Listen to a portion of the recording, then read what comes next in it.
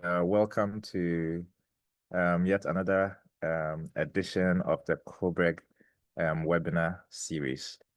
If it is your first time joining us, Cobreg is the Convention for Biomedical Research Ghana, which is an NGO active in Ghana and working in close partnership with the Ghana Biomedical Research Network, which is its fundraising affiliate in North America.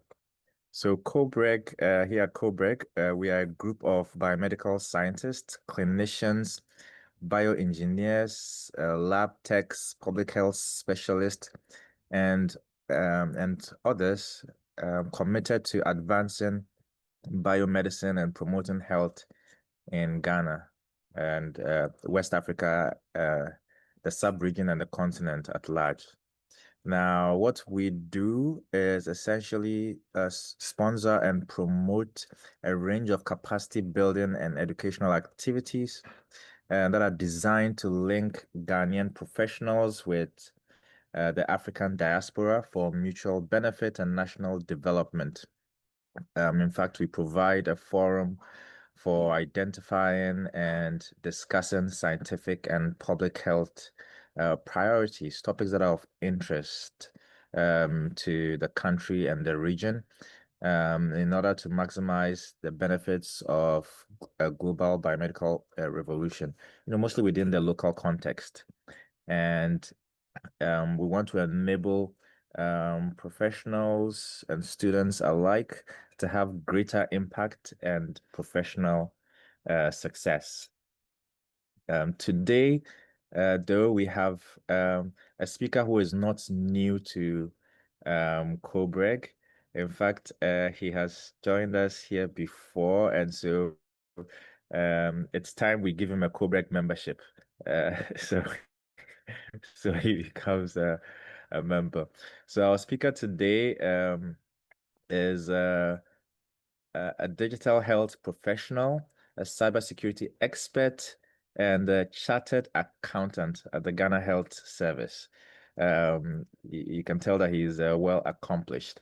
He works with the Ghana Health Service. He's had over 30 years of experience, working experience spanning from the private and public health sectors of, within the healthcare ecosystem in Ghana. He has a strong passion for cybersecurity implications,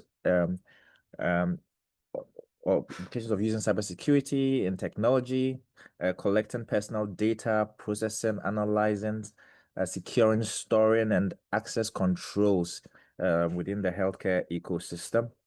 Our speaker today holds a master's degree in information systems management from the University of Liverpool in the UK. He is a member of the Information Systems Audit and Control Association, ISACA, and holds 4 IT security certificates. He has the certificate Information Systems Auditor. He's a certified Information Security Manager. He's a certified Data Privacy Solutions Engineer. He's also a certified Ethical Hacker, as well as a certified ISO 27001 lead auditor. He's also a chartered accountant and a fellow of the Association of Certified Chartered Accountants. While I tell you about his accolades, I'm sure many of you have already started preparing questions for him. He's well accomplished, so he'll be able to answer everything. In fact, we are confident that he will be able to. So more about our speaker. He played a leading role in establishing the IT department of the Ministry of at the Ministry of Health, the Ghana Health Service, IT units at the regional health directorates, and I think many other hospitals. He was the e-health focal person for the development of the Ghana Health Service e-health enterprise architecture. He's a health sector ICT policy and strategy. I mean, he helped set that up as well, and the national e-health policy and strategy. He served as a member of he served as a member of all the health sector e-health technical steering committees in the country. He was also the health sector's focal person for e-health at the National IT Agency and the IT governance expert. Now, he engages in public speaking at the local and international levels on digital health, cybersecurity in healthcare, IT governance, artificial intelligence, a topic that has become very prevalent today, patient safety, and legal and regulatory issues in the digital workspace. Recently on the news, we heard about some IT uh, shutdown within the health sector in Ashanti region. Maybe he might be able to throw some light on that.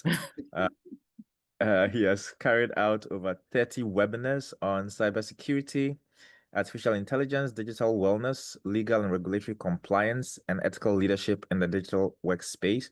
And today we are fortunate to have Mr.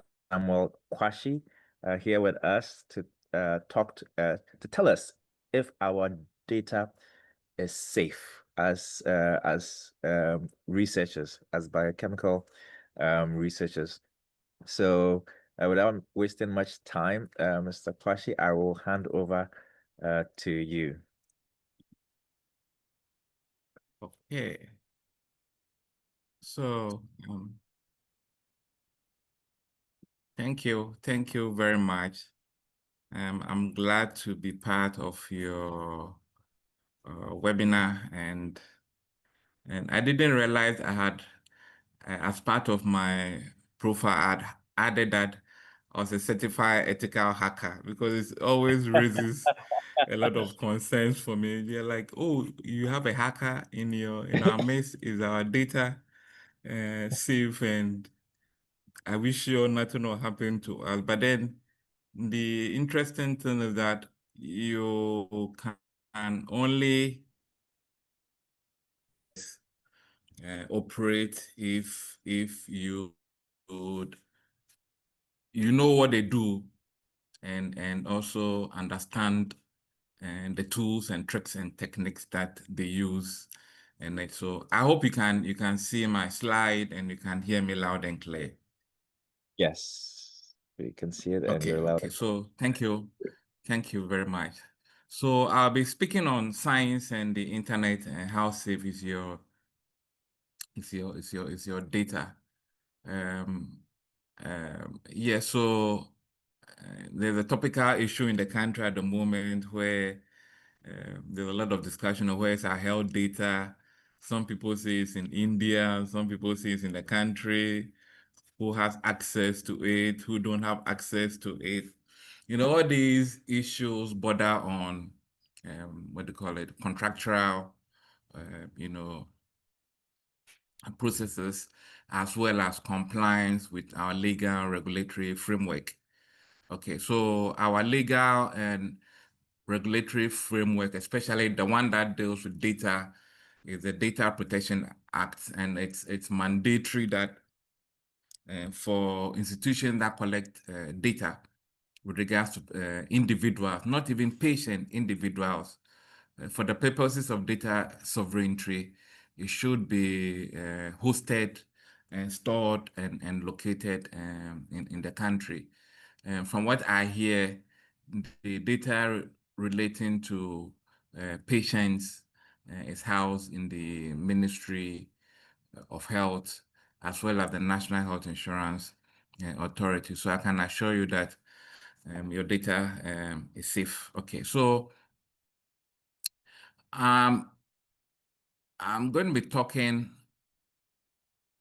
and as part of my presentation, I expect that when I'm done, the participants should be able to explain the role of science and technology in shaping internet communication and data storage. We should also be able to identify common data, common data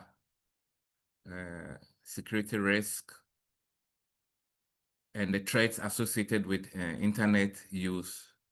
You should also be able to understand the scientific innovations such as encryption, AI, which is artificial intelligence, blockchain, and how it helps safeguard your digital data. And of course, we'll talk a little bit about applying basic cyber, hygiene and data protection best practices to enhance your personal and also institutional resilience online. Okay, so in my presentation, I'll speak about the role of science and in internet technology, data and the types of data. To be able to protect your data, you must know what kind of data we are talking about and the state of the data. I'll share with you internet data risk and the phases of hacking, how unauthorized people can have access to your data, as well as how science helps protect your data. And then I go into the fine details of, the essentials of cyber hygiene essentials. Okay, so what really is the role of science and internet technology? Okay, so what scientific innovation has done is that it allows methodologies like encryption, artificial intelligence, blockchain to play a vital role in protecting data by enhancing your privacy and confidentiality and security of your transactions online. So the way data science helps detect fraud and breaches is that technology works with data. So the data that is generated based on your activities online is subjected to data analytics and some tools, and they give pointers as to the security of your personal data and also other data online. And I'll talk in detail as we move along. Now, what cybersecurity research has also done is that it allows defense tools to be developed. So for those of you who use antivirus software, what the antivirus software does is that it monitors your traffic, your internet and traffic online, and then compare it with what we call digital signatures with a view to detecting some patterns and anomalies that are harmful to whatever it is that you are doing online. So there's a key role that computer science plays when it gets to cryptography and also online communication. So science is really embedded and integrated when it comes to addressing issues relating to your privacy and confidentiality and also the integrity of data that you store online. Now, this is a typical pictorial of your interactions with technology online. So the person in the middle, let's assume you are the person in the middle and you have your computing devices comprising of your desktops, your laptop, and other handheld devices. You use these devices to carry out communication. Either you make a phone call or you send an email, or like I'm doing, do a webinar using Zoom or Microsoft Teams. So all these interactions, generate data. In addition to that, there's also the mobile apps. So there's Facebook, there's Instagram, there's WhatsApp, there's Twitter, there's X, there's Pinterest. There are several applications that we use whilst we are online, either for activities relating to work or our personal, entertainment activities. Then, of course, mention can also be made of the software application that we use. So Microsoft, PowerPoint, Excel, Access, whatever tools you use as part of your work activities. For these tools, most of the time you also have to pay for it. So it's either you pay by cash or you use Momo or you use your Visa to make your payment. Most of the data, if not all of them, are stored in the cloud. Okay, so your WhatsApp, your WhatsApp videos, your emails, whatever data that you have is stored in the cloud. So a lot of the time, you are happy to take your cell phone, log in, and have access to your email. The reason why you can have access to your email is that all your email correspondences and pictures and documents and everything else is stored in a secure location called the cloud, which you access via the internet to retrieve, modify, delete. So there's a secure area in our day-to-day, interactions in terms of technology which serve as a storage. Then there is the artificial intelligence and also the smart wearables. So these smart wristwatches that have sensors that collect data relating to our vitals, human vitals, your blood pressure, the number of steps you've taken in a day, your calories. When all these are measured, they also constitute a serious data category that is stored in the cloud. Whilst you are doing all of this, there is somebody who is referred to a hacker who is also watching you. And his interest is to gain unauthorized access to your data illegally. And the intention is either to steal your data and sell it to third parties or to disrupt your data or cause harm to you. So this is one of the people you have to protect your data from them so they don't have access to it, because then if they have access to it, sometimes they can steal your identity.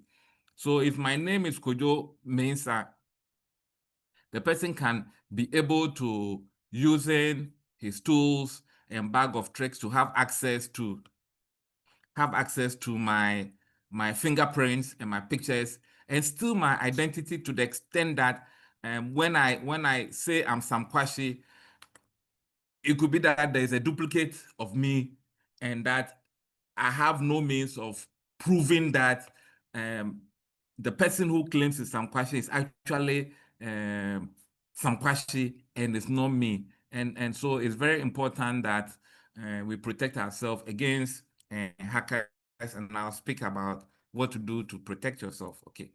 So what is data? Because we want to talk about data. So data is simply a collection of facts and figures and information that can be recorded, stored, and processed for analysis and decision making. So it could take the form of numbers or text or images or audio or video. So the slide shows the types of data. So we have the personal data. So the personal data often is very critical and contains highly confidential and sensitive information, which, if access is gained by an unauthorized third party, it can create a problem for you in terms of your identity. Then there is also the transactional data, which is the favorite for most hackers, because the transactional data contains details of your activity. So this is where you have your Visa card, your PIN number for your Visa card. If it's a Momo, your Momo PIN number, and all those data sets relating to initiating and executing a financial transaction online. Then there is also the data that is generated from the smart wearable sensors I did mention about, the wristwatches that we wear that measures our health. It takes our health vitals, our blood pressure, and the steps we take, the calories we burn. Some of it goes beyond to the extent that it can also serve as a sphinx and measure your blood pressure and other health indicators. It's very critical. Then there is also the behavioral data. Now, this is data which is collected sometimes without your knowledge whilst you're online. So for those of you who go online, sometimes you go to a site and they kind of ask you that, oh, would you accept cookies? Would you enable your location? What they do is they kind of track your digital footprints and study your behavioral pattern, and in the process come up with information concerning who you are and what you do and how often you go online. I recall a couple of days ago, I had forgotten that I had activated my location and also turn on my microphone on an app that I had just installed on my phone. And I was talking about discussing with a friend where I could get a washing machine to buy. Within a twinkle of an eye, I was getting adverts on where I could get washing machines, the brand of washing machines available, and the shops nearby. And it sounded like, magic or a miracle, but that was not what it was.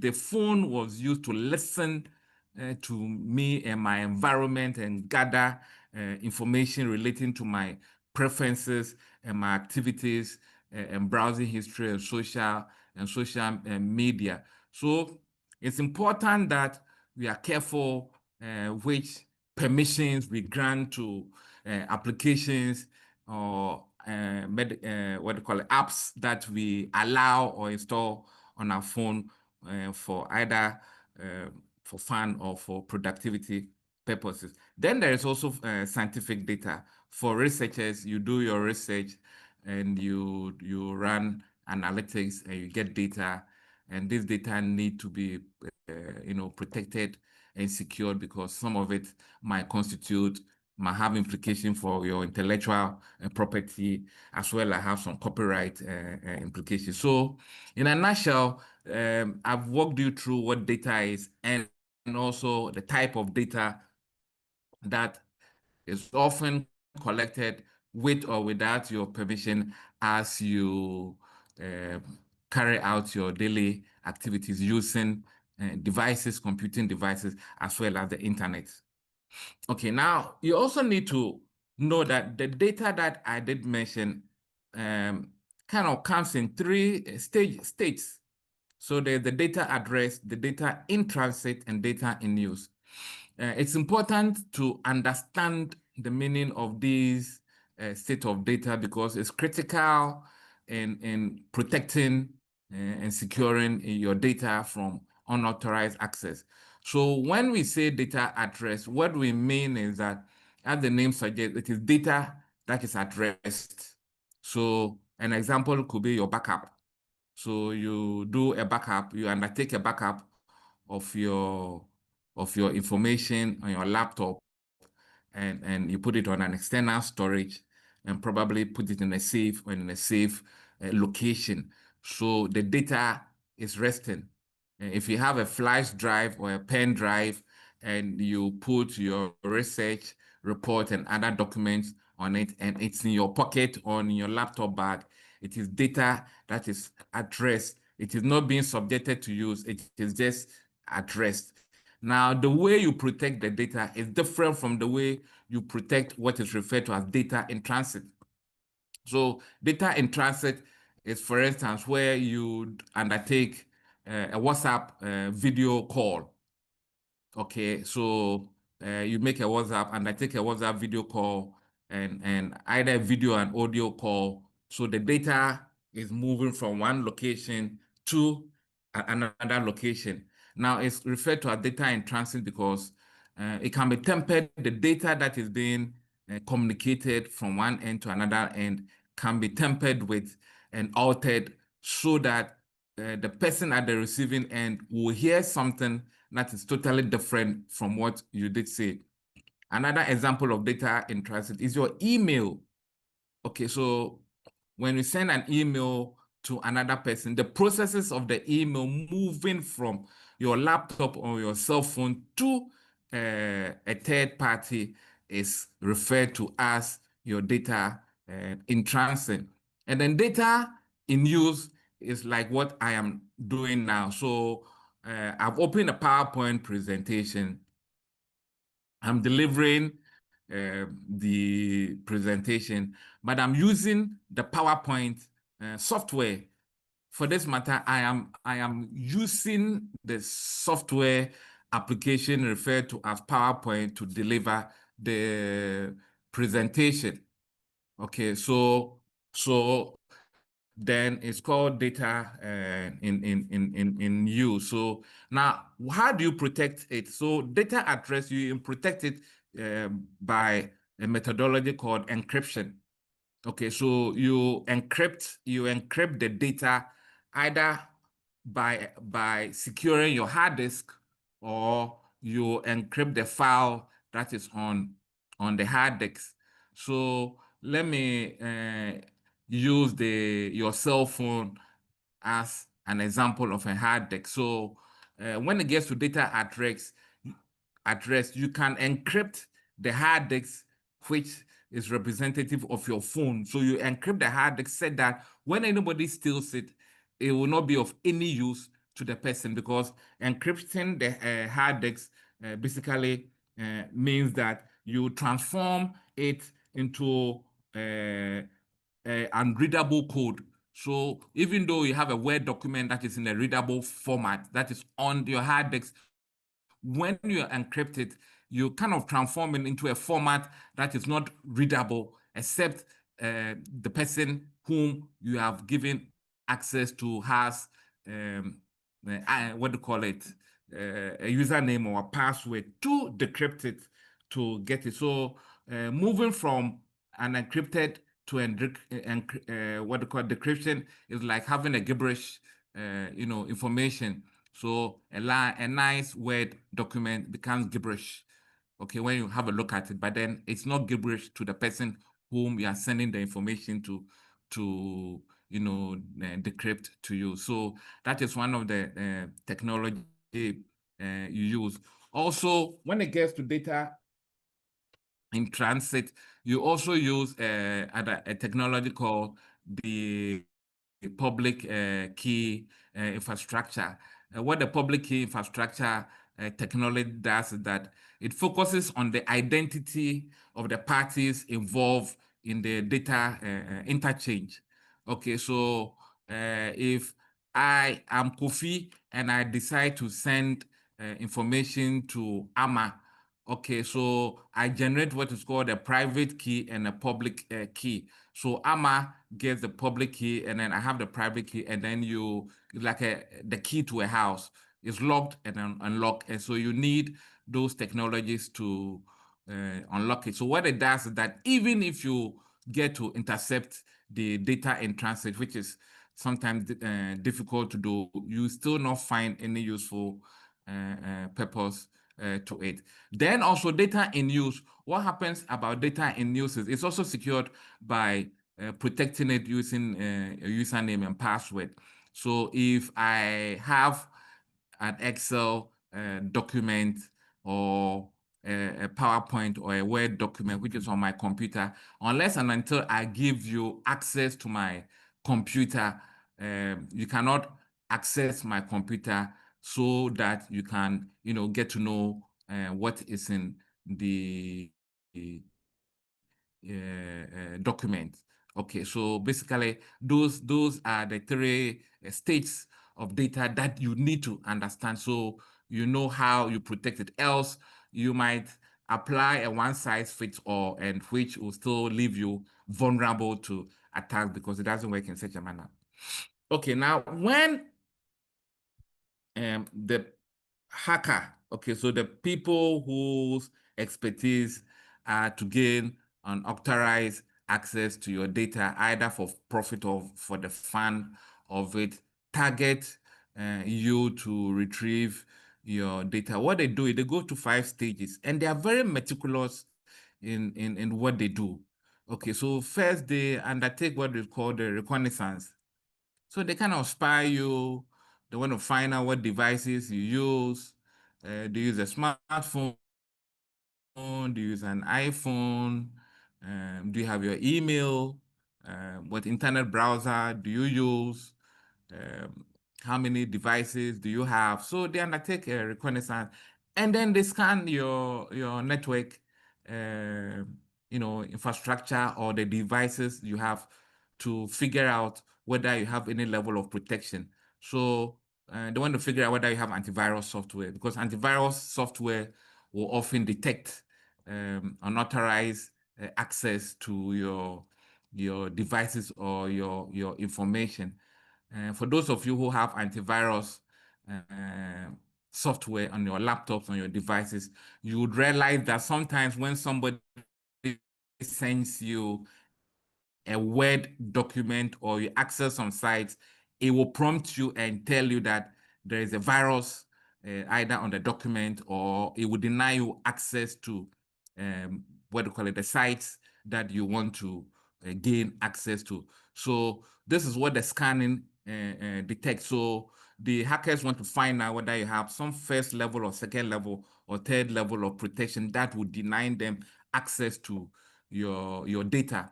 The other thing they also look out for is whether you have a password on your devices. So can anybody easily gain access to your document or Word doc or any other document if it's very sensitive and critical.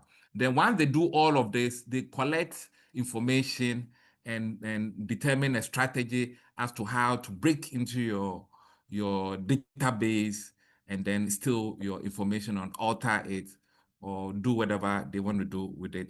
Once they gain access to your data through your system or whatever opening exists, they don't move away, they stay in and try to see whatever things they can acquire. It's like a thief gaining access to your house using your front door. Okay, so he might enter and get to your house, your living room, and pick the TV and pick other valuables there. But then he might figure out, okay, so let me move on to your bedroom and other rooms and see what else you have in there. So that is how the hackers behave. So they gain access and then they maintain access with a view of seeing whatever information they can gain and what barriers you have imposed or erected to deny people access to your information and data. And then once that is done, they cover their tracks so you don't detect them. So they'll cover their their digital footprints, so you don't see any trace that someone has digitally accessed your laptop or your cell phone, copied your information or altered your information and moved away. Okay, so what are the risks that you are exposed to when you use the internet for your activities? The first one I did say is hacking. So this is where you get hackers attempting to gain unauthorized access to your system, and they use so many tricks and tools to gain access to it. And then there's also what I believe everybody might have experienced, which is called the phishing. Okay, so what the phishing does is that it is a type of cyber attack that impersonates an individual, okay, with a view that it will trick you to disclose and reveal very sensitive information, such as your password or your credit card details. So you could get an email from, if you bank with EcoBank or Zenith Bank, you get an email from them telling you that they are updating their clients database, and they will require that you authenticate and verify if the details provided, your details provided in their database is correct, and then they'll provide you with their link. So when you click on the link, it will take you to an interface where, of course, you will see the Zenith Bank or you see an Eco Bank, colors and logo. But when you really look at the URL, you realize that you will not find the URL, that is the address, the website address, having anything to do with Eco Bank or Zenith Bank. Okay, conventionally, it is expected that Zenith Bank, website address, I don't know what it is, but it could be www.zenithbank.com.gh. But you not see anything like that. You sometimes find that even the way they spelled the Zenith and the bank is wrong. Okay, or it could be zenith@gmail.com. There's no way a banking official will be using Gmail to access banking database, let alone consult and contact you. So this is one of the means that hackers, the tools hackers use to gain unauthorized access to your data and also your personal information. Then, of course, there's also the data breaches. I'll show you a link how you can detect and find out if your email has been used to access some information and people have gained access to your cell phone or laptop or data using your email address. And then the final one is the malware. That is the malicious software that corrupt files. So the malware is a software that has been intentionally developed and designed with the aim of causing damage to your laptop or cell phone or your software application or corrupting your document. Some of it are also designed to steal your data. So one category of malware is a spyware. So the spyware can be installed on your desktop or your smartphone or your tablet. And what all it does is spying you. So if you go to a site and ask for your email address and you type your email address and you add your password, it kind of copies all this information and sends it to another database. So there are several of these applications that have been categorized as malware that can also put the data that you have at risk. Okay, so this is a site that is used to access, check if your email address or account has been compromised. So what I'm going to do is I'm going to go online. I'm going to go online and use my personal email address. So we check. I have a couple of email address. I have email addresses that I use for website that you go there, you want to download some stuff, and then they tell you that, oh, you need to disclose your username, your email and username and password. That I just use it. Okay, it's kind of a rubbish email. So even if it's compromised, it doesn't bother me because I don't have any sensitive information on it. And I have the emails where it's strictly for private and sensitive and also very important information, such as my banking details and also my medical details, is the email that is linked to my Ghana card and my SNIT contribution. And that I do not use it on any social media site. So I'm going to go and I don't know if you can see my desktop. Can you see my desktop?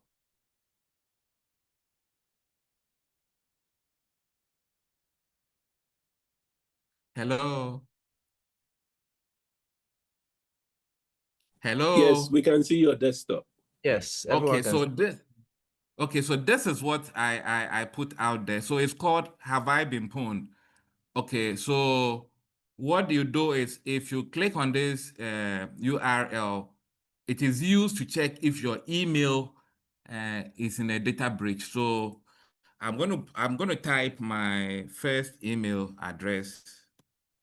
So BBAYGH at yahoo.com.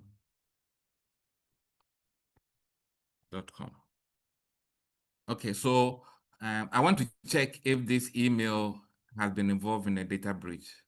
So you see the feedback I got. So it's telling me that yes, my email has been pwned, which means that it has been breached. Okay, so what it means is that this is my email account. Somebody knows it. And the person knows my password.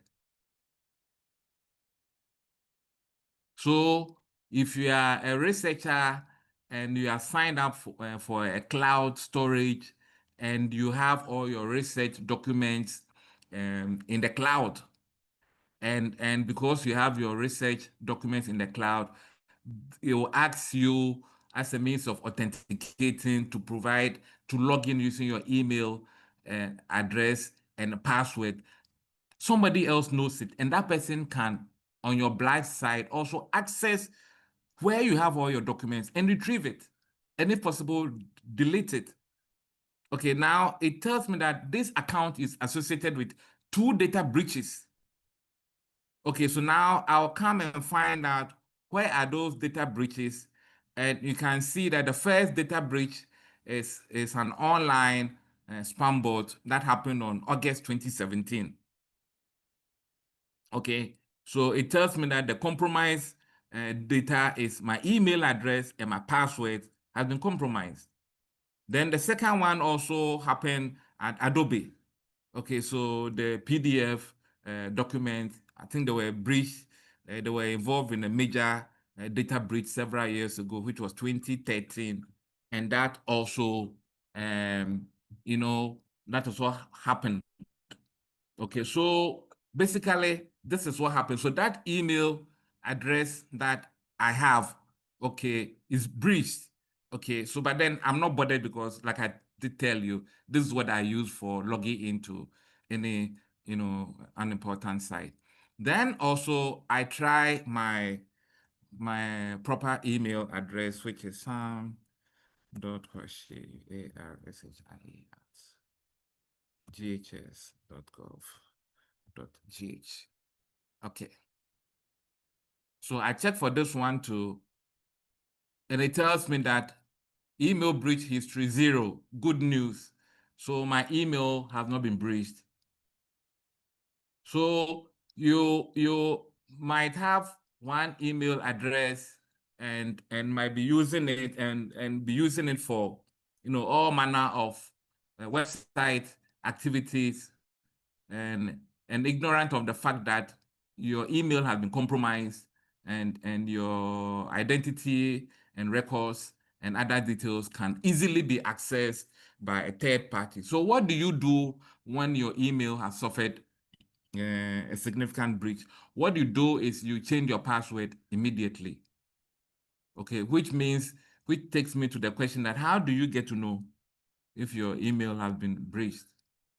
So what I recommend is that you keep the link somewhere, and from time to time, just check to find out if there's been any breach at any site that you have been affected. Okay, so that then you change your password, or you can also cultivate the habit of changing your passwords. It is recommended that every 6 months you change your password. But I do, because of the work I do, change my password every 3 months. So every 3 months I come out with a new password, and you have to figure out how you are going to do that. Okay, so basically, this is one of the activities you have to take to protect your data when you go online to perform your activities. Okay, the other thing you also need to do is to also look at your cell phone. Okay, so if you have a cell phone, one of the things you also need to do is to, from time to time, check if your cell phone account has not been tapped or it has not been hacked. What can happen is people can gain unauthorized access to your cell phone or tablet without you knowing. a lot of the time we like free apps. So you get to, if you are using an iPhone, the Apple Store, or even an Android, Google Store, and then you want to download an app, and it tells you that, oh, give access to your contacts and or give access to your photos. I recalled during the heat of our electric, what do you call it, power crisis, I wanted to download the Torchlight. They said it was the best. And can you imagine? I just wanted the simple Torchlight app, and the simple Torchlight app wanted unrestricted and full access to my contacts. It wanted full access to my photos and full access to my videos. And the question I asked myself is, what has a simple Torchlight got to do with the contacts on my phone, and also the photos and videos I have on my phone? So you need to be extremely careful when you download an app, and the app is requiring for or requesting unrestricted access to some functionalities of your phone. Is very, very dangerous, because immediately you grant that functionality, what it does, it installs some software application, and that software application is what sets up the channel for any hacker or third party to gain unauthorized access to your devices. So what do you do to detect or verify if your phone has been tapped or somebody has gained unauthorized access? Is to type the hash sign, the star sign, the hash sign, and then the number 61 followed by the hash, and then you enter. So when you type it and you enter, what happens is you'll see some information, and the information basically has to do with whether your data has been forwarded or is being forwarded to a third party. So I use an Android phone, and when I did type the number, the code, it did tell me that, well, first to start the code, and it will tell you voice not forwarded, data not forwarded, fax not forwarded, SMS not forwarded, sync not forwarded. So it should be not forwarded, not forwarded, not forwarded. Once you do it and you find it forwarded, it means that your data is being forwarded to some unauthorized location, and it's a very dangerous thing. You don't panic when that happens. What you do next is that you type the star hash 002 and hash. And once you do that, what it does is that it disables and stops and cancels and erases any applications that has been installed on your devices that is stealing or transferring your data. Sometimes it even transfers your data bundle that you buy on your smartphone. So those of you who do a lot of bundle and is moving away very fast, you shouldn't be surprised if you do a check and realize that it tells you that data is being forwarded. Okay, a couple of months ago, I did a presentation for some doctors, and a consultant ran the code and found out that the number that was on her phone was the one of her driver. So it means that the driver has been listening in on her conversations, and also forwarding her SMS messages to his phone. And it was a major issue. She had to cause her arrest, and I don't know how the story ended. So same applies to iPhone. The iPhone, the feedback you get is that it's unsuccessful, unsuccessful, unsuccessful. So for the fact should be unsuccessful. Once you get that, then you are safe and cool. But where you find out that you get a feedback that is telling you that the data is being forwarded to a certain number, or from the iPhone, there's a successful transfer to a certain number, you can type the star hash 002 hash to erase and cancel all unauthorized access to your phone in order to ensure your privacy. Okay, so how does science helps in protecting data? So for those of us IT professionals, we heavily depend on science to ensure that data is protected, whether it's data at rest or data in use or data in transit. And the reason is that the data protection tools and protocols are heavily dependent on what is referred to as algorithms. So algorithms are a set of instructions that are defined for the execution of an outcome. So, for instance, you can use an algorithm to detect irregularities in your logins. Okay, so if you have a WhatsApp and every time you see that you get message of unsuccessful attempts to log in to your WhatsApp or your Momo account, you should be troubled. And the way you get to detect that somebody is trying to gain unauthorized access is because of the data science and algorithm that is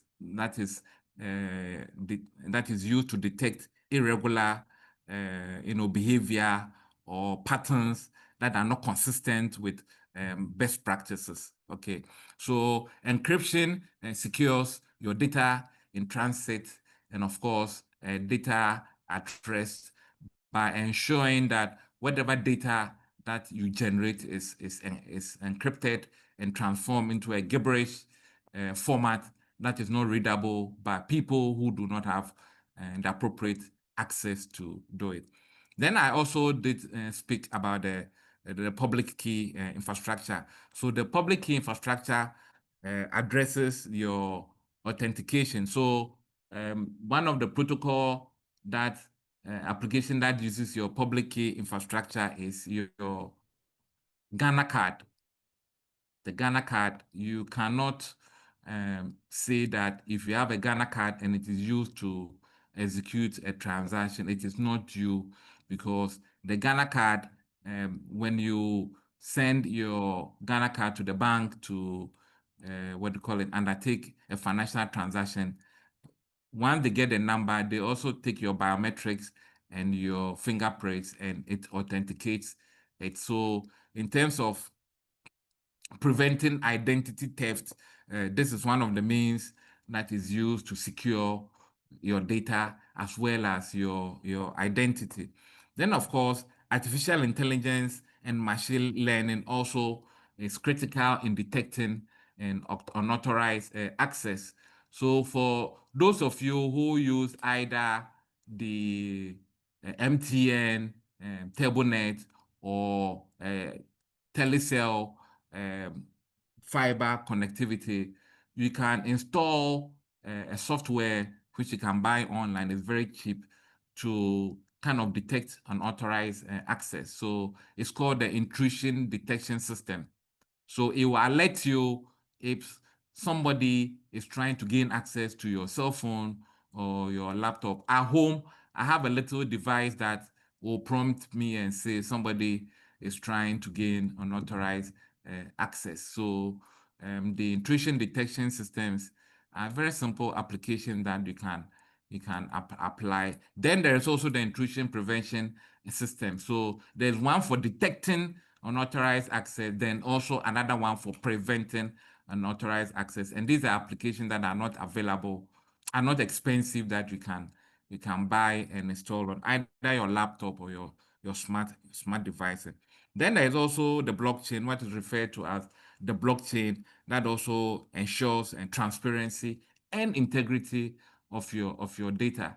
There's a need to ensure that whatever data that you have, the integrity is 100% and not tampered with. Okay, so what are the cyber hygiene, basic, essential cyber hygiene practices that you must know and apply? So, cyber hygiene practices are just like, daily, what do I call it? Hygiene practices like, during the COVID period, we're supposed to wash our hands, wear nose masks, wash your hands under running water with soap. So basically, when you work or use the internet for a very long time or regularly, you need to also practice what we call cyber hygiene practices. The first one you need to know is that you have to have a strong password. Okay, use a strong and unique password. The having a strong and unique password is critical when it comes to protecting your data. Even if you don't do anything else and you have a strong and complex password, okay, at least you are good to go for starters. And by strong and complex password, I don't mean by you using a password like jollof rice. Jollof rice cannot be your password. Okay, you cannot use jollof rice or banku and tilapia or good morning or acknowledgement. You don't use a word, a dictionary word password, because the dictionary word being used as a password can easily be cracked within seconds. So what you do is that your password should have a combination of 4 characters. So you should have an alphabet, capital A. You should have a lowercase letter. So B by lowercase. It should have a number, and then you should have a character. So if you want to use jollof rice as your password, then what you can do is you can start with first a question mark. So you have a question mark, and then the J in the jollof can be a capital letter. And then all the other letters in the jollof can be lowercase. Then between the jollof and the rice, you can put another hash sign or an exclamation mark or a number. Then you continue and end it with a number. So you would have satisfied the criteria of 4 characters and a minimum of 8 characters, 8 letters in full. So this is what we mean by use of strong and unique password. Then, of course, we can also activate what we call the multi-factor authentication or two-factor authentication. So what a multi-factor authentication does is that once you log in into an account, it will send you a code which will appear on your cell phone. And without keying that code into the portal, you will not be able to proceed and gain access to the site you want to, you want to go, or your documents you want to protect. So every email account, whether it's Yahoo or Gmail, whatever it is, Hotmail, has a two-factor authentication or multi-factor authentication. And please make sure that you activate the multi-factor authentication, because then it's critical when it comes to protecting yourself. It also is applicable on social media sites. So Facebook applies a two-factor authentication, and sometimes it will prompt you to activate it, and do not ignore it. Just go ahead. Then also you make sure that your softwares are all updated, your operating system software, and then your application system software. The reason why you have to update your software is simply that, sometimes when the software developers and engineers come out with applications, they find out somewhere along the line that there was a bug or there is a gap in the software application that can be exploited by either some computer virus or spyware or malware. So they come out with a patch, okay, which is used to plug that loophole. So once you are prompted, either via your cell phone or your computing devices or tablet, that a new update is due, please go ahead and apply the update, because it's purposely designed to plug a loophole in your operating system or software application, and it's critical to securing your data. Then also make sure that if you decide to procure antivirus software, you procure genuine antivirus software. There's nothing like free antivirus software. Okay, the hackers sometimes come up with, or software developers come up with free, so free Adobe Reader software, free Office application, free this, free that, and you might think that you are getting it for free, but then it's not free. Even though you have installed it, you have also installed an application that will allow whoever provided as free software to you to gain unauthorized access to your data and your information. And once that happens, you will not even know that you are living with a third party in your digital workspace. Then, of course, you also have to make sure you do regular backup.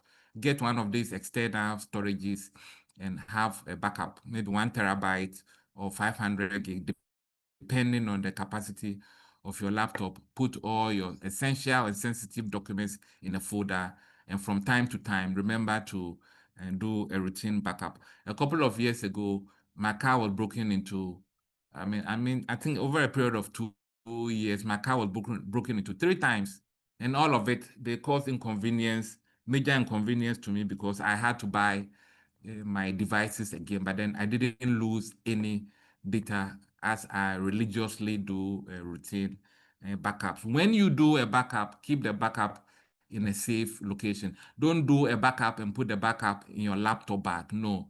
The whole idea is it's supposed to be used in terms of emergency. So when your cell phone or your laptop or tablet is stolen and you procure a new one, you should be able to restore your data to the extent that you will not have even realized that you have lost your previous devices, and everything will be normal.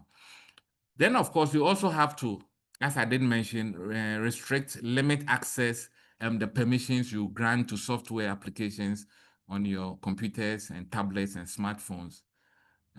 When you install an application and it's asking you to gain access to your documents and pictures and videos and contacts, just think about it and ask yourself, why do you need to gain access? Some of it would even want to gain access to your microphone and your camera.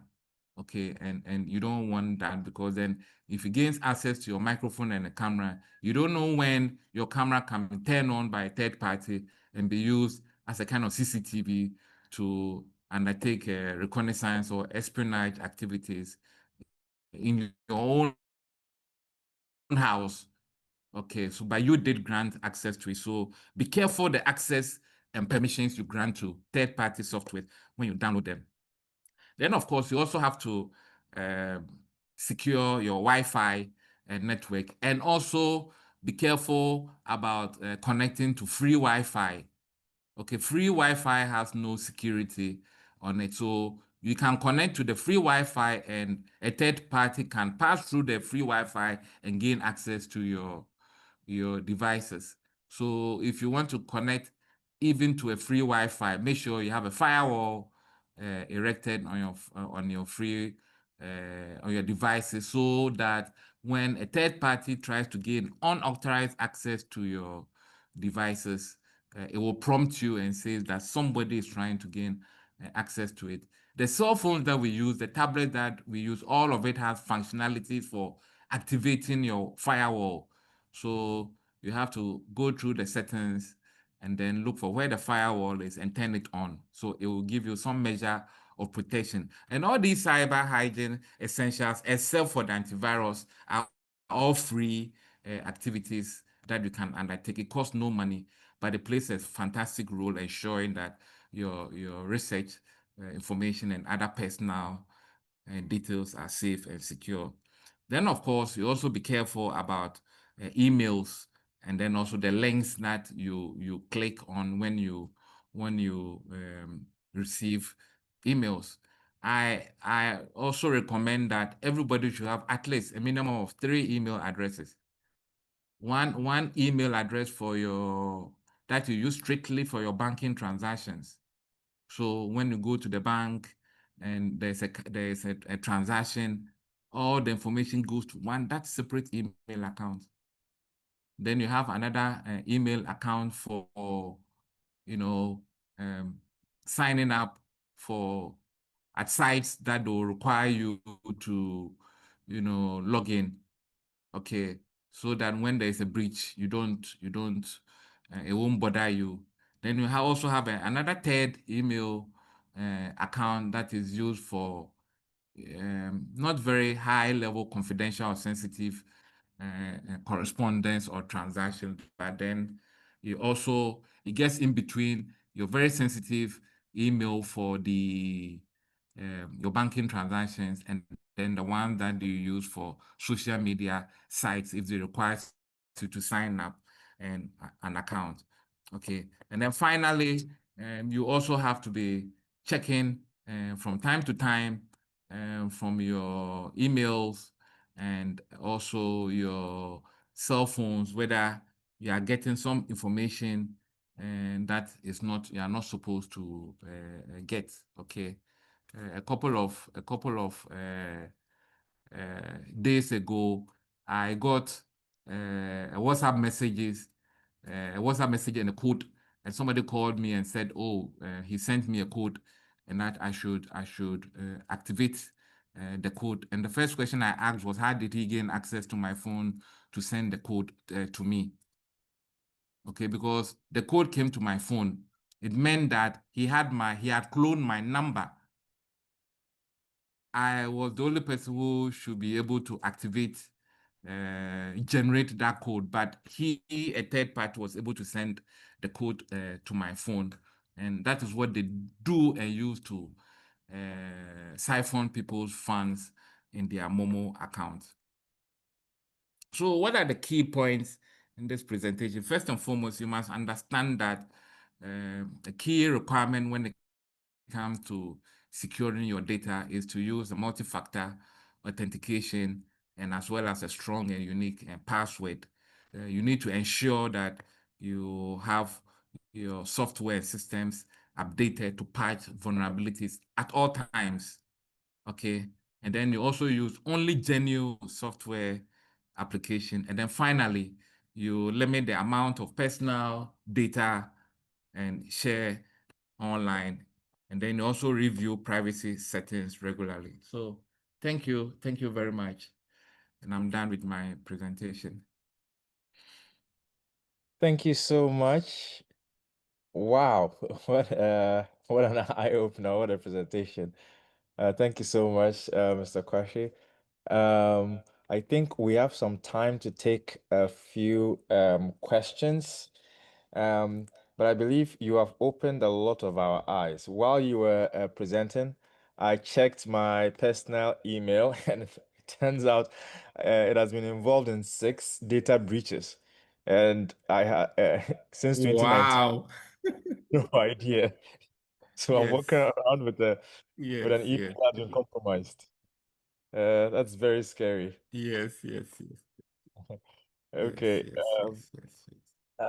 I guess we can go through a few questions, and then for all those in attendance, if you have a present question, you can simply type it in the chat, and I'll be happy to read it out for you. So, over the years, we've had situations where students who are working on their research projects, is a graduate students, will get to a point where either their computer crashes and they lose all their data, or if they've backed their data on a pen drive, which at a point we started encouraging, that also crashes.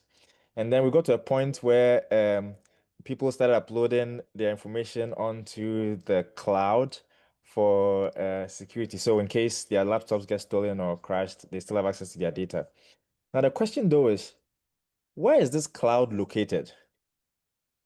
Do we know? Is that also safe? Okay.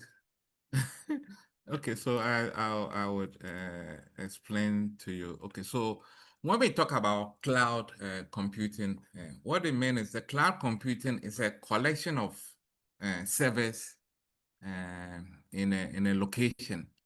Okay, that is connected to the internet. So I can come to your house and we agree that we want to create a cloud, what do you call it, provide a cloud service solution. Okay, so by creating a cloud service solution, we have to think about how we get an unrestricted power supply. We have to think about how we get AC cooling system to cool the devices. And then we put all these big computers over there and make available the storage spaces. Okay, so literally, it's like the cloud is like a hotel. You see the way we have rooms in a hotel. Okay, Right. so you go to the hotel, you check in, you go and take a nap, and then you check out. Okay, so basically the cloud is not like in the clouds, no, it's in a safe and secure location. Okay, it's a safe and secure location that has computers. Okay, several of the computers. Okay, but it's connected to internet access that allows you to use the internet as a channel to gain access to it. So basically, that is what we mean by cloud computed. So they can be a cloud outage.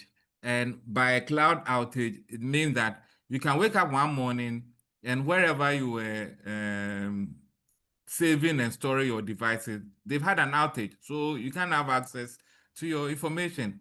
It recently happened at the Amazon work service. You understand? So basically, these things happens once in a while, but then you have to make sure that the best thing to do is sometimes to have a manual backup. Okay, so you just have a manual backup as a plan B. I have a friend who is a specialist when it comes to records management. He doesn't believe in cloud computing. He always tells me, Sam, you people, one day you sleep and you wake up and there's cloud outage. Then all your pictures, all your videos, everything, you don't have access. When you see him, he has a very big external storage. It's 5 terabytes. Everything he will save it on that, external storage. Okay, but technically it is safe because then we have levels of cloud security. Okay, so they are in tiers. So the data center, there's tier 1, tier 2, tier 3, tier 4. Okay, so if you are saving your information at a tier 4 location, what it means is that you have redundancy. Okay, so it means that the cloud, your original information might be located in the United States of America, but they have a backup in Dubai. Okay, you have a backup in Dubai. So at no point in time would you suffer any loss of data unless it's a deliberate cyber attack. Then that is a much serious, but it rarely happens. Okay, now the pen drive that get also corrupted. I share with you a couple of years ago. I attended a program and I met a Chinese guy, man at the airport, and then he asked me a question that, oh, but how come you people, when we come to China and you want to buy pen drives, you buy the one with like 50% and 60% functionality. I'm like, are you kidding me? Is that what happens? He said, yeah. So those pen drives that we have on the market, some of them is not 100% functional. So at some point in time, it will malfunction and you lose your data. Especially those boys, when you're driving around in Accra, I don't know your location, they hanging around there and like, oh, pen drive, 50 Ghana, 20 Ghana. I tell you, it Yeah. will perform, it will function like 20, 30%. And because it's cheap, we gravitate towards it. And then your very important research document and data is stored on it. And then one day you want to access it, then it will tell you that it's corrupted. Okay, so that is what happens. Data gets corrupted on flash drive because the devices are not genuine. They are not 100% functional. So you have to look out for authorized dealers in brands. Okay, so then that gives you some assurance that you are getting quality devices, because then you can also go back to the person and say, listen, I bought this pen drive from you and I used it for a week and it got corrupted. Okay, but then if you buy it by the roadside, there's no way you find the person. And I'm speaking from experience. It happened to me before. I tried to recover the data. Later on, somebody recovered the data, but it cost me 5 times how much I bought the pen drive. Okay. That's Yeah. very interesting. Yeah. I think we have some questions from the attendees. We have a question from Williams Walana. In fact, he asked two questions. I will ask both of them since one is related to what you were just talking about. So Williams Okay. wants to know if there are any risks associated with Microsoft 365 Cloud and Google Drive. And maybe I'll throw in Dropbox and the others as well, if they are safe, since I think these companies they are private companies, isn't it? And even though we signed some security agreement, are we really safe with our data in their hands? And then his other question is that there are some platforms uh, where you're able to link multiple emails, right? And so he's asking if there's a breach on one email, does it automatically affect the other emails if they are linked on maybe certain platforms? That's Okay, from so let me start with the second one. So I have put all my emails in Microsoft Outlook. Okay, mm, so I have about 4 email accounts. So when I open, I use Office 365. Okay, so I use the Microsoft Outlook as a container. Okay, for all my, so I have a Yahoo email, I have a Hotmail email, I have a Gmail, and then I have my corporate email. mm, Okay. So once I open my Outlook account, I see emails flowing into all the container. Okay, and that's so convenient. I read the first one, read second one. It's for conveniences. Exactly. Now, what happens if you notice when you are setting it up, it would ask you to, for the purposes of authentication, set up using your username. Okay, so my first Hotmail one is zibe@hotmail.com. Then it will also ask me to input my password. So that I input the password. Okay, because that is the only way the Outlook can fetch my emails from the Hotmail server, which is wherever it is, and bring Mm, it to my container. So once my Outlook is breached, it means every all of them are also breached because the master is breached and they affect everybody else. Do you understand what I'm saying? right. It's So to play it safe, you have to go solo. I log into my Hotmail. When I finish, I sign out. You know, then I log into my Gmail, and when I finish, I sign out. Then I oh, log into, but once I put all of them in one container, okay, if I get any unauthorized access and there's a significant breach, the breach is going to affect my Yahoo account and my Gmail account. And the reason why it will affect it is that my login credentials are all embedded in that container. Okay, so in terms of the resilience and robustness of Microsoft 365, yes, we use it in a corporate organization. I personally trust Microsoft because they pay a lot of attention to their security and one of the reasons why Microsoft is still a product of choice is that there is a digital trust. Okay, so you need to trust the product before you get to use it. Okay, and the trust is predicated on the fact that you follow best practices, you follow standards, and even when there are breaches, you disclose the fact that in an ethical manner that there has been a breach.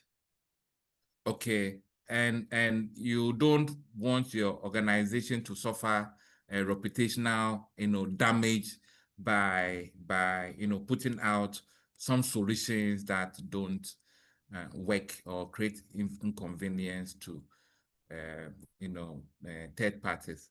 But then all that said, um, you cannot be too sure what they use your data for.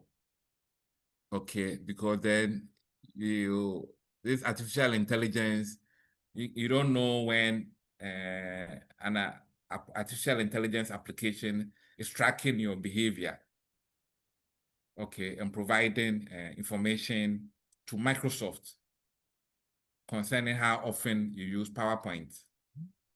Okay, they will tell you that if you notice, sometimes they will tell you that, oh, Microsoft is collecting data to create a lovely user experience for you. What do they mean by lovely user experience? And what kind of data are they collecting to create that lovely user experience for you? That is where I agree with him that yes, you cannot be too sure what they are doing with your data. But because of the potential, uh, and possibility of a legal suit, they'll be careful they don't cross the privacy lines not to create problems for them. Yeah. Okay, thank you very much for the question. I have a few more questions, if you don't mind.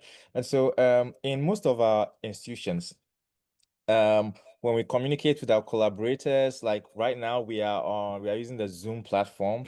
In Ghana, WhatsApp is extremely popular, and I'm sure most people are aware WhatsApp was acquired by Facebook, which means it's a Facebook company now. Now, if we have meetings to talk about sensitive information or maybe groundbreaking research or to discuss our data, using Zoom, WhatsApp, Teams, Google Meet, all these platforms available. Are we safe? Is our data safe? Or is someone somewhere listening to us? Okay, so what I know from these video conferencing and virtual platforms, per what I have read, okay, my understanding is that the and I believe them is that so the conversation we are having now, the webinar we are having is encrypted. It's an Yeah. end-to-end encryption. Okay, it's end-to-end encryption. Okay. Now, if we have to share a document, I have a report and I want to share the report, I can also add another layer of protection by encrypting the report. That's for the password. Okay, by encrypting, yes, with the password. Okay, so what I will do is, and we can easily do it. So you encrypt it with the password, okay, and then I give you access. So you have to log in or open the document with your username and a password that I don't know, but it's your password.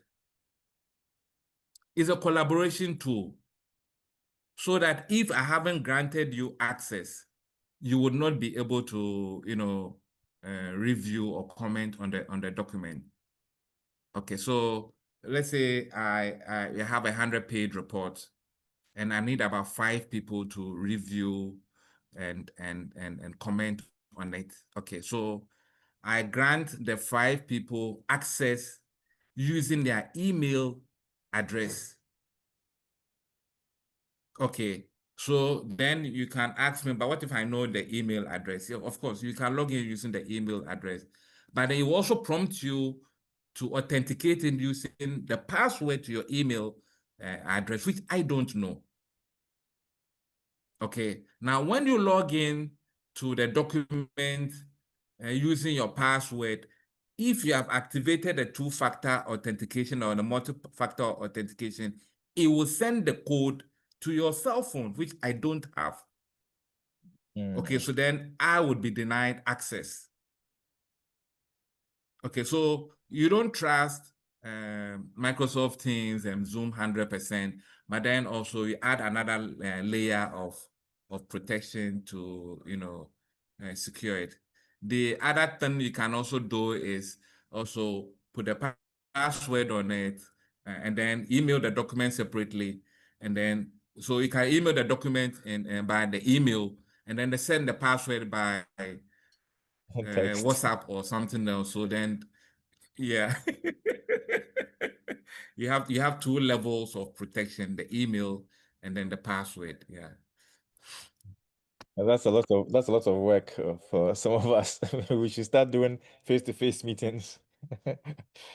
Um, okay, so Yeah, yeah, but it all comes with you did say you use 365, right? If you use yes. 365, the Microsoft 365, it has a collaboration tool.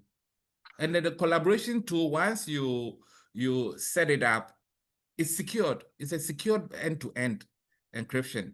So for this webinar, okay, I could open a research document and grant all the participants access, okay, with the what do you call it, authentication required, and we could all make input and review the document real time without any third party gaining access to it. That is Mm. because we are using the Office 365, which has an embedded security functionality for collaboration. Okay, but then if one of the parties has a laptop that and the operating system is not updated, they don't have antivirus on it, and a third party, a hacker gains access to it, then of course we are all vulnerable because we have an unwanted party in the group. Okay. So we are still taking questions. We have time for a few more questions, maybe two more. So Sure. for those in attendance, if you have any questions, please feel free to type it in the chat or the Q&A box. Okay, we have a participant who, based on your presentation, is thinking if they use their smartphone for fun and then for financial transactions and business, they use a yam phone. The yam phones are the old types without the internet connection. Are they protected? Yeah. Would you say that's a good You idea? know, the thing, the thing about the YAM, you see, okay, so this is what happens. That's the difference. The difference between a smartphone and a YAM phone. The smartphone, you get to install smart devices. You have a mobile, you have the apps, you have plenty apps. As for the YAM phone, it is raw. There's nothing on it. You understand? There is nothing on the YAM phone. So it So cannot be hacked. if you notice, the if you notice, the people who do the mobile Momo, you realize they're Yeah. always carrying those small phones. I don't know if you do Momo very often, but if you go to the Momo vendors, they're always carrying these cute yam phones. Okay, so I once asked one of them then, but you people, don't you make enough money to buy an iPhone and maybe an Android S21? Then he said, "Brah, ombe wie ye sika ni nya."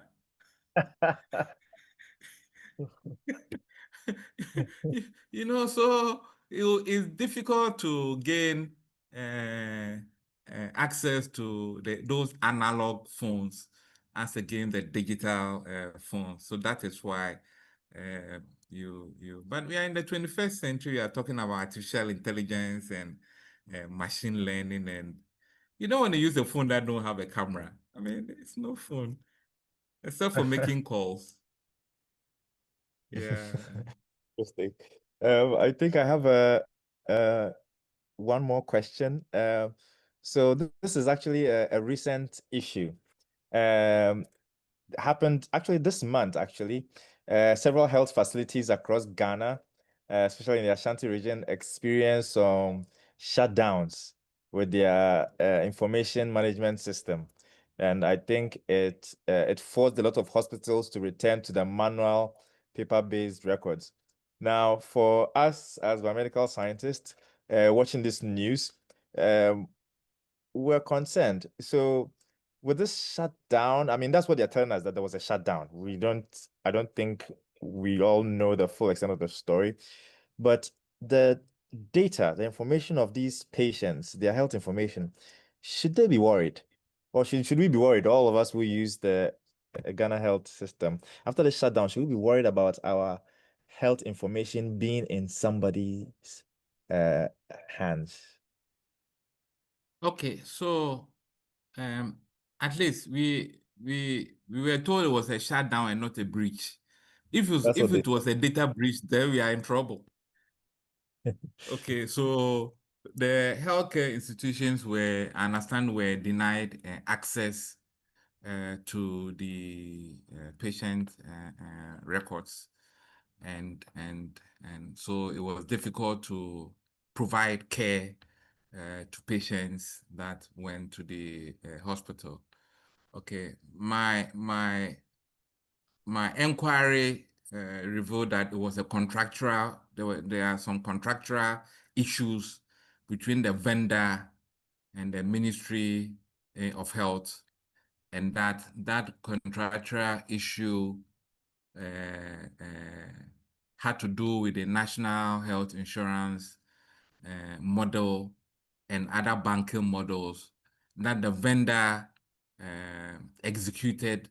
Okay, that was not being acknowledged by the Ministry of Health, and because the Ministry of Health also owed the vendor, they didn't have enough support staff to uh, provide support to the health facilities that suffered those outages. So then, even though some institutions had their systems running, others did not have their systems running because they hadn't paid them, and they couldn't afford staff to go to the facilities to activate it. But I think the lessons learned is that for every system that is being implemented, the health facility must have the local copy of its electronic records on site. Mm. I mean, Okay. there's Eric, concerns that is the vendor Ghanaian, and is the data located on Ghanaian servers, or is it outside of Ghana? Because if again the vendors, if they are not paid, can decide to shut down the system, I think we are in trouble, aren't we?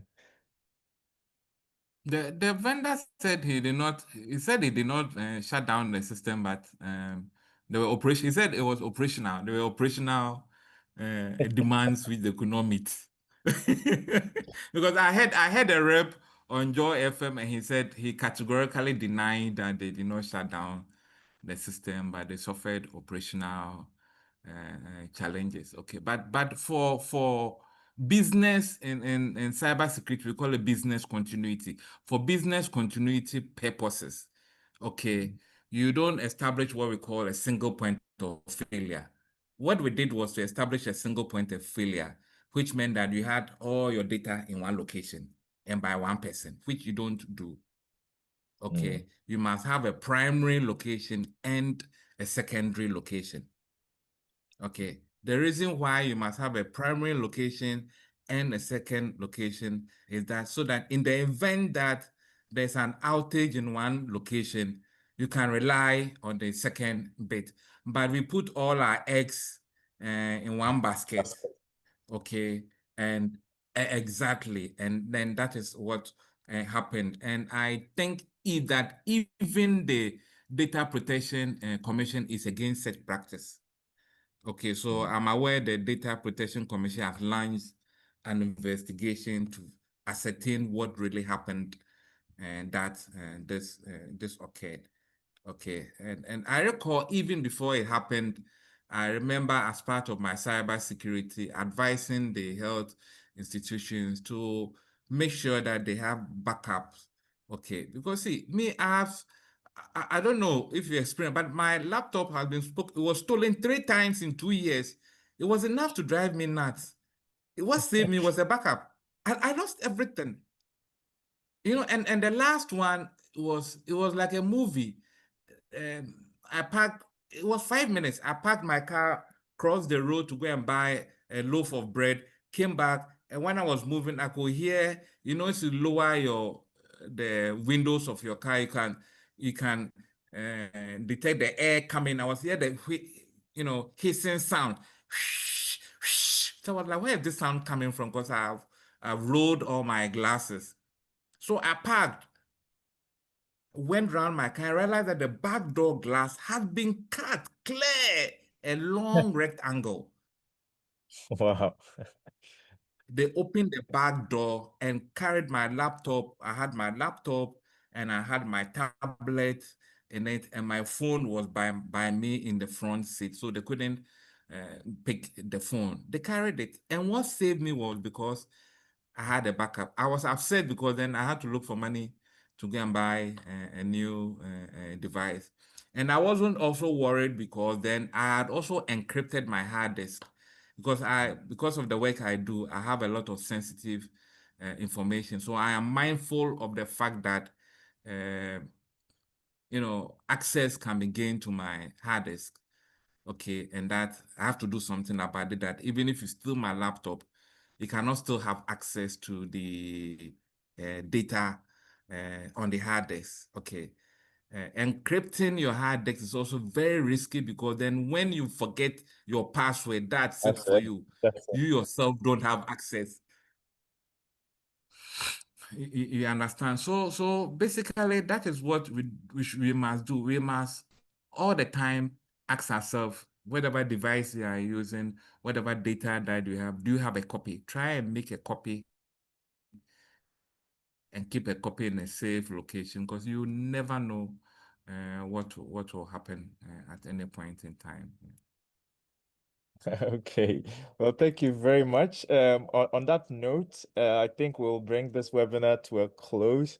And on behalf of Cobreg, the Convention for Biomedical Science Ghana, the entire board and membership, I would like to thank you very much, Mr. Sam Quarshie, for once again enlightening us on cybersecurity. I think today's session was a big eye opener. I've just found out that my email has been breached. My phone has been breached.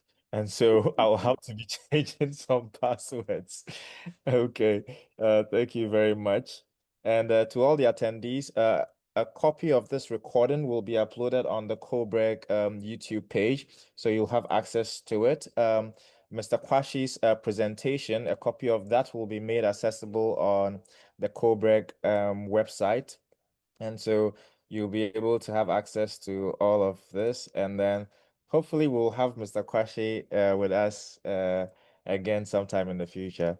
Thank you very much. And thank you all for joining us. You're welcome. Yeah. Thank you too. Goodbye. Okay, thank you. Bye-bye. Bye-bye.